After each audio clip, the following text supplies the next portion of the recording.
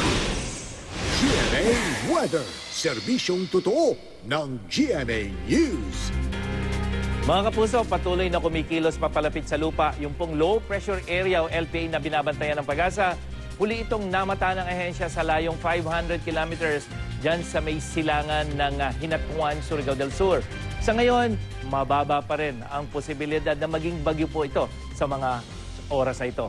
Wala itong direkta pang epekto sa lagay ng panahon, pero po yung convergence o yung pagsasanib ng hangin ng northeasterly wind at yung hangin na nanggagaling dito sa low pressure area ang nakaka-apekto at nagbibigay ng pagulan dyan sa Visayas.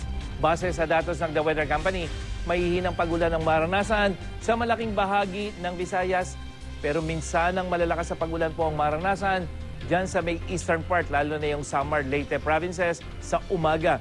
At pagdating ng hapon, dyan naman po sa may western part makakaranas ng mga pagulan.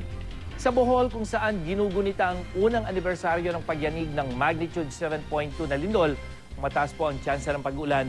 Magdamag po yan, lalo na pagdating ng hapon hanggang gabi, 90% yung posibilidad ng pag-ulan. Sa Mindanao naman, mahihina hanggang katamtamang pag-ulan din ang inaasahan ngayon. Diyan po sa rehiyon ng Northern Mindanao, diyan sa may Soxargen, ARMM, hanggang dito sa may Zamboanga Peninsula. Sa Luzon, mahihina hanggang katamtamang pag-ulan naman ang maaaring maranasan, lalong-lalo na dito sa may southern section. Kasama na po dyan yung Bicol Region, yung Calabarzon at ilang bahagi ng Mimaropa ngayong umaga.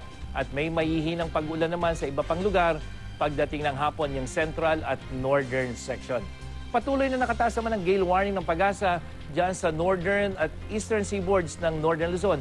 Posible po kasing umabot ng mahigit 5 metro ang taas ng alon dyan, kaya delikado pa rin sa mga maliliit na sasakyang pandagat.